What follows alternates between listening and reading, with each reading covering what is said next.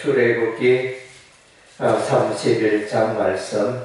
이제 여호와 하나님께서 시내산에서 모세에게 율법을 말씀하시고 십계명의 두 돌판을 또 준비하여 모세에게 전달하시고 이제 성막을 만들라, 성막 제사 제도를 말씀하시고 이제 산을 모세는 이제 하나님의 음성을 듣고 이제 하나님의 명령을 따라 이제 산을 내려오는 장면입니다.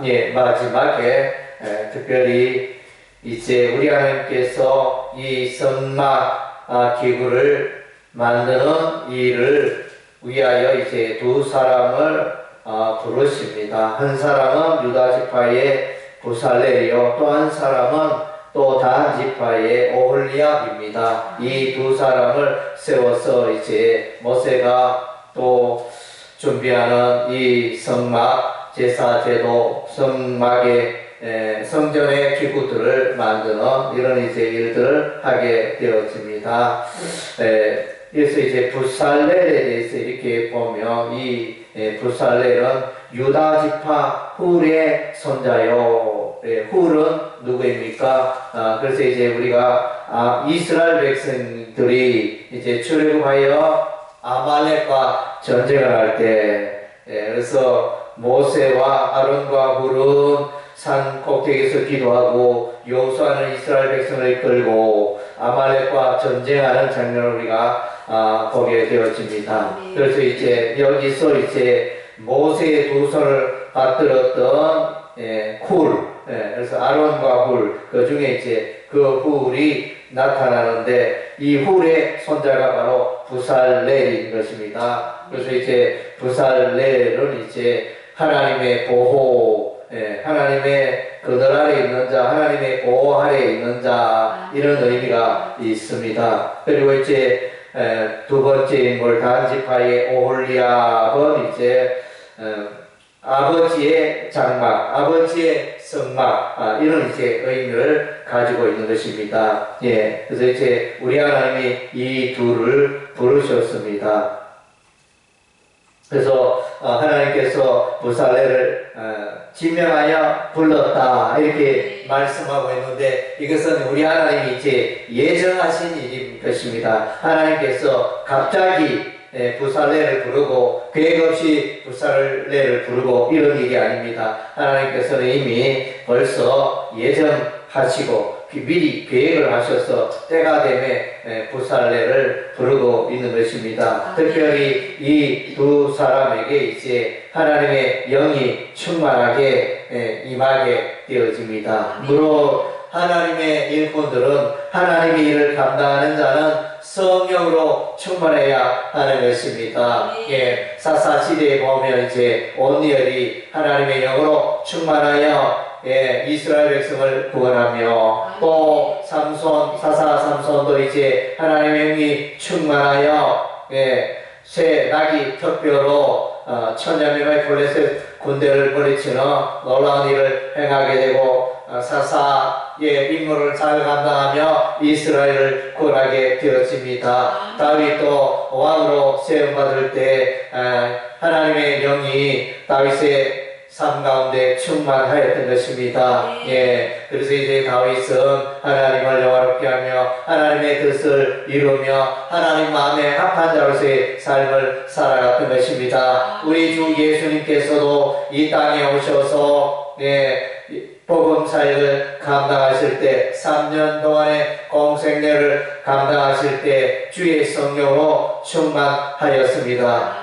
성령의 충만함이 있을 때 우리가 주의 일을 감당하게 되는 것입니다. 우리가 이제 사도행전에 보면 사도행전 1장 8절 오직 성령이 너희에게 임하시면 너희가 권능을 받고 예루살렘과 온 유대와 사마리아와 땅끝까지 이르러 내 증인이 되리라 하시니라. 그래서 여기 보면 이제 복음 전파의 사역, 교회를 세우는 사역, 이 사역은 이제 성령의 권능으로 성령의 임재로 일을 하게 되는 것입니다. 그리하여 사도행전은 사도들의 행적을 기록한 성경이기도 하지만은 다른 한편으로 이제 성령의 역사를 기록한 성경이 되어집니다. 그래서 옥장은 이제 사도행전을 일컬어 성령 행전이라 이렇게 말하기도 하는 것입니다. 아멘. 예, 그리고 이제 오늘 보니까 여기에 7절 회막과 정거기와 그 위에 속죄소와 회막의 모든 기구와 성과 그 기구와 순금 등잔대와 그 모든 기구와 분향단과 번제단과 그 모든 기구와 물두문과 그 받침과 이렇게 또 제사장의 의복을 만들고 관유를 준비하고 향기로운 향을 준비하고 이 모든 것을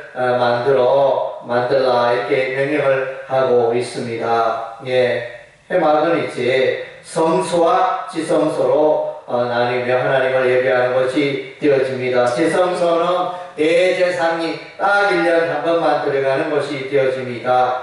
예, 이 회막 안에는 이제 등잔대가 있고 분향단이 있고 떡상이 있습니다. 그리고 이제 지성소에는 하나님의 정극의 언약궤가 있습니다. 예, 하나님의 언약궤는 하나님의 그 십계명의 두 돌판이 그 정거기 안에 들어 있습니다. 우리 하나님의 말씀이 정거기 위 거기서 속죄소에서 두 그룹 사이에 속죄소에서 우리 하나님 말씀하시고 만나 주셨습니다. 예, 그래서 회막의 모든 기구와 상과 그 기구와 순금 등잔대, 그래서 이제 등잔대는 빛 대신 예수님을 예표하고 또 분향단은 이제 기도하시는 예수님을 예표하고 떡상은 생명의 떡이신 예수님을 예표하는 그런 기구들이 되어집니다. 번제단은 번제로 예수께서 십자가에 피 흘려 죽으셔서 온전히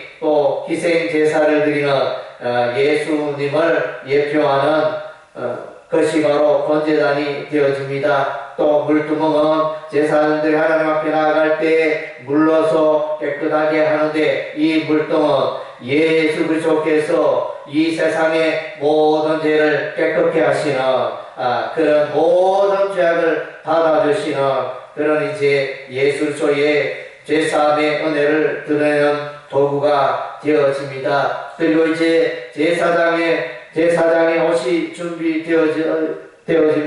흉패가 있고 에봇이 있고 겉옷이 있고 이런 이제 제사장 아론을 비롯하여 그의 아들들이 제사장직을 감당할 때 이 제사장의 옷을 입어야 하는 것입니다. 이 옷은 우리 하나님이 또 예비하신 것이고, 그래서 의의 옷을 상징하는 것이 되어집니다. 죄인들이 하나님 앞에 나아갈 때 의의 옷이 없이는 하나님을 만날 수가 없는 것입니다. 예수 그리스도의 의의 옷을 입어 죄인이었던 우리가 깨끗게 되고 의롭게 되어 거룩하신 하나님을 만나게 되는 것입니다. 그래서 이제 이와 같이 십계명과 이제 율법의 말씀과 또 이제 성막 제사 제도 그리고 성막의 기구 이런 만드는 것을 우리 하나님이 명령하시고 또 안식일에 대해서 이제 강조를 해주고 있습니다. 마지막으로 안식일에 대해서 이제 말씀해 주고 있는데 이런 이제 제사 제도의 성막 제도의 하이라이트 초점은 안식일에 있다고 해도 지나치지 않을 것입니다. 안식일은 이제 출애굽기 20장에는 이제 창조의 하나님 6일 동안 천지 만물을 창조하신 창조의 하나님을 기념하는 그날이 바로 이제 안식일이 되어집니다. 그리고 이제 신명기 5장에는 이제 우리 하나님께서 출애굽을 시키신 그 놀라운 기적을 구원의 날을 기념하는 날이 바로 이제 안식일이 되어집니다. 애굽에서 이스라엘 백성을 구원하여 주신 구원의 하나님을 기념하는 그런 이제 날이 바로 이제 안식일이 되어집니다. 그래서 이제 이 안식일에는 창조의 사역과 구원의 사역이 이렇게 담겨져 있는 것입니다. 특별히 이 안식